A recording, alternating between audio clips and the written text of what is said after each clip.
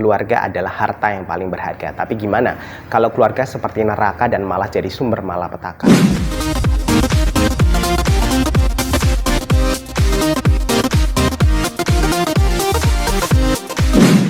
Halo, saya Toto. Di video ini saya mau mengajak teman-teman untuk membicarakan novel Keluarga Lego karya Cecilia Oday terbitan Kakak Tua. Dan seperti biasa, biar teman-teman kebayang dan kegambar isi novel ini, saya mau mengawali review dengan sinopsis. Keluarga Lego menceritakan kehidupan nenek cerewet bernama Yohana. Dia bersama perempuan-perempuan lansia lainnya tinggal di salah satu panti jompo swasta eksklusif bernama Rumah Peristirahatan Termulia.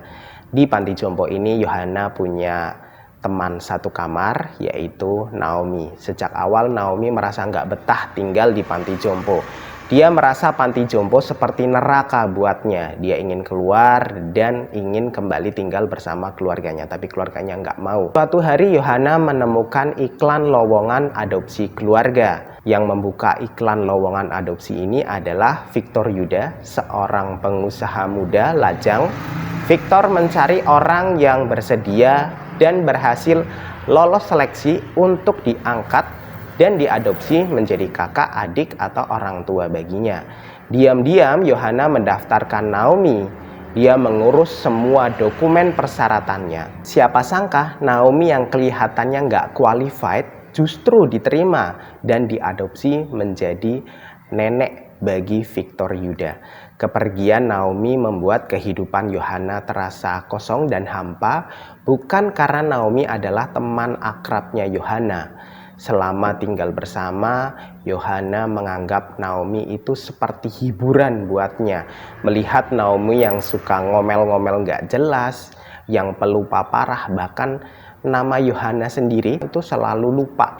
Jadi Yohana menganggap Naomi itu menjadi sumber kebahagiaan baginya. Melihat kehidupan Naomi yang mengenaskan, yang tidak mengenakan itu merupakan hiburan bagi Yohana. Kehidupan Yohana terasa semakin hampa dan kosong ketika keluarga satu-satunya yang kadang-kadang menengok, yaitu menantu perempuannya, memutuskan untuk gak akan menengok Yohana lagi. Menantu perempuan itu akan pergi keluar kota dan akan menikah kembali. Sesungguhnya Yohana nggak suka dengan menantu perempuan ini. Yohana nggak menyayangi dia. Setiap kali menantu perempuannya datang, Yohana selalu memarahi dan memaki-makinya. Tapi Yohana menganggap menantu perempuannya ini masih ada gunanya, dalam tanda kutip ya. Setiap kali menantunya datang, Yohana jadi lega, dia bisa berbangga dan menyombongkan diri di depan perempuan-perempuan lansia lainnya. Yohana jadi bisa berkata kalau masih ada keluarga yang mempedulikannya dan tidak mengabaikannya. Walaupun sesungguhnya hubungan Yohana dan menantunya ini buruk sekali. Suatu hari dalam perjalanan naik bus, Yohana ketemu dengan perempuan sebaya dengannya. Perempuan ini menggunakan bros berbentuk pohon yang terbuat dari Lego di dadanya. Bros itu menyala. Setelah ngobrol, perempuan ini mengaku pada Yohana kalau dirinya bukan manusia. Dia adalah robot yang disewa untuk menjadi keluarga paruh waktu. Dia berasal dari perusahaan sewa menyewa anggota keluarga. Nama perusahaannya adalah Keluarga Lego. Bagi siapapun yang berminat untuk menyewa keluarga paruh waktu, bisa memesan lewat aplikasi di ponsel Android. Yohana kemudian tertarik untuk menyewa anak buatnya. Kemudian setelah Yohana berhasil menyewa anak paruh waktu yang berupa robot, justru dia tidak mendapatkan kebahagiaan. Ketika akhirnya Yohana keluar dari panti untuk tinggal di kamar sewaan di luar kota, kehidupannya justru semakin terpuruk. Selain Yohana, di novel ini sesungguhnya juga ada tokoh lain. Seenggaknya ada dua tokoh sentral di novel ini selain Yohana. Pertama adalah Nina dan yang kedua adalah Miki. Nina adalah perempuan muda yang sejak kecil diabaikan oleh keluarga kandungnya sendiri. Dia disisihkan, dia dikucilkan, dia diisolir tanpa alasan yang jelas. Kemudian Nina menjadi pengunjung rutin Rumah Peristirahatan Termulia. Dan di panti jompo ini Nina mendapatkan atmosfer kekeluargaan yang sebelumnya nggak pernah dia dapatkan di rumah. Dia merasa bahagia dengan melayani perempuan-perempuan tua untuk mengobrol dan membantu mereka dalam hal-hal yang remeh, misalnya mendorong kursi roda atau menyuapi. Dan tokoh berikutnya adalah Miki. Miki adalah robot anak yang disewa Yohana secara paruh waktu. Itulah gambaran novel Keluarga Lego. Kita lanjut review. Keluarga Lego terdiri dari 5 bab. Ketebalannya ada 288 halaman. Bab 1, 4, dan 5 menceritakan kehidupan Yohana dari point of view Yohana ya, atau sudut pandang akuan.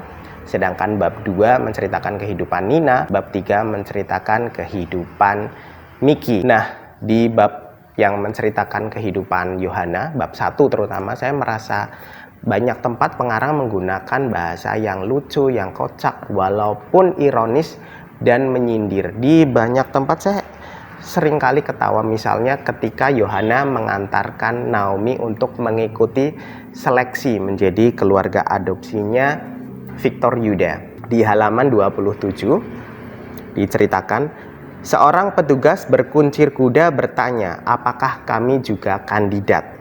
Aku menunjukkan surat dari panitia. Perempuan itu melihatnya lalu menuntunku menuju salah satu baris antrian. Tapi aku menunjuk Naomi. Dia, bukan saya. Perempuan itu menatap surat itu lagi lalu bertanya pada Naomi. Nek, berapa usia Anda? Yang pasti dia masih muda bila dibandingkan Nabi Nuh. Aku yang menjawab. Nah, di bagian ini saya ketawa ya. Nah, ceritanya lucu gitu ya menurut saya. Kemudian di bagian lain masih tentang interaksi Yohana dengan Naomi. Jadi setelah Naomi keluar dari panti, keduanya sering surat-suratan. Bagi Yohana, ketika Naomi mengirimkan surat menceritakan kebahagiaannya di keluarga baru, Yohana menganggap kalau Naomi sedang pamer ya dan memanas-manasi dirinya. Yohana kemudian berpikir bagaimana caranya untuk membalas Naomi. Dia kemudian juga berusaha pamer walaupun sesungguhnya itu bohong ya. Yohana itu ngehalu. Di halaman 118, Yohana mengirimkan surat pada Naomi yang isinya, Dear Naomi, saya sedang berbahagia. Saya tidak sedang berada di panti jompo sekarang. Saya baru saja menang lotre dan saya membeli sebuah pesawat ulang-alik. Sekarang saya sedang terbang menuju bulan. Sekian, terima kasih, sahabatmu selalu, Yohana. Itulah kekuatan novel ini ya. Salah satunya itu bagian yang kocak.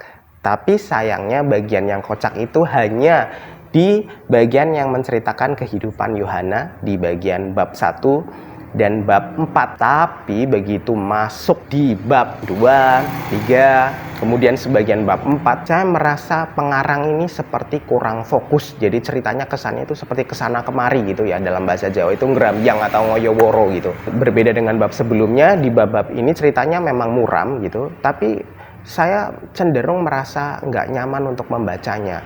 Terutama di bab 4 ya, sebagian bab 4 selain mengandung muatan yang lucu ya sedikit ketika bagian interaksi Yohana dan Naomi lewat surat, di bab 4 saya merasa bosan sekali, sama seperti Yohana yang di bab 4 ini ketika dia tinggal di salah satu kamar sewaan di kota mati, dia merasa bosan dengan kehidupan yang monoton. Tapi saya berusaha membaca terus karena saya penasaran bagaimana kelanjutan Yohana dengan anaknya. Karena seperti di bagian awal Yohana mengatakan kalau anaknya sudah mati, walaupun sesungguhnya anaknya tidak mati. Yohana lah yang mematikannya dalam tanda kutip, dalam pikiran, dalam perkataan, dalam cerita kepada teman-temannya. Dia mengatakan anaknya sudah terbakar. Sama kepada teman-temannya, Yohana juga cerita kalau dia diabaikan keluarganya, kalau dia ditelantarkan. Sesungguhnya Yohana sendirilah yang mengabaikan dan menelantarkan keluarganya, terutama anaknya. Yohana ini selalu memperlakukan anaknya dengan buruk. Tapi Yohana playing victim. Sebagai pelaku, dia justru menganggap dan meyakini kalau dirinya korban. Sebagian besar novel ini menceritakan bagaimana lingkaran hukuman yang diterima Yohana akibat perlakuan buruknya itu terhadap anaknya. Selain itu, di bab yang menceritakan kehidupan Nina, di bab 2, kita akan melihat bagaimana efek bagi orang yang mendapatkan perlakuan buruk dari keluarganya sendiri. Jika keluarga itu harusnya menjadi support system yang dahsyat, yang berkontribusi bagi perkembangan kepribadian, perkembangan psikis tidak berfungsi sebagaimana mestinya, maka dampak buruk yang diakibatkan justru lebih luas. Tidak terbatas hanya di keluarga, tapi juga merata hingga masyarakat. Misalnya Nina sendiri, dia adalah orang yang sangat haus dengan kasih sayang keluarga. Dia kemudian ketika sudah besar, mencoba memenuhi kehausannya akan kasih sayang keluarga dengan cara memacari pria-pria beristri. Dia justru dari korban menjadi pelaku, perusak rumah tangga orang. Dia kira dia akan mendapatkan kebahagiaan dengan menjalin hubungan dengan pria-pria matang yang sudah berkeluarga. Nyatanya bukan kebahagiaan yang dia dapatkan, justru penderitaan berikutnya yang dia peroleh. Kritik untuk novel ini selain tadi sudah saya sampaikan, yaitu tentang kebosanan mulai dari bab 2, 3, terutama di bab 4, adalah saya bertanya-tanya, kenapa pengarang tidak memberi suara untuk anaknya Yohana supaya dia bicara atau berkata dari sudut pandangnya dia di novel ini. Bagaimana perasaannya, bagaimana pikirannya, bagaimana kondisi kejiwaannya, mendapatkan perlakuan Yohana yang mengintimidasinya sedari kecil. Saya rasa ini akan adil ya buat dua tokoh itu. Jadi dua tokoh yang berseberangan diberi kesempatan, diberi porsi yang sama untuk menceritakan pikiran masing-masing, perasaan masing-masing.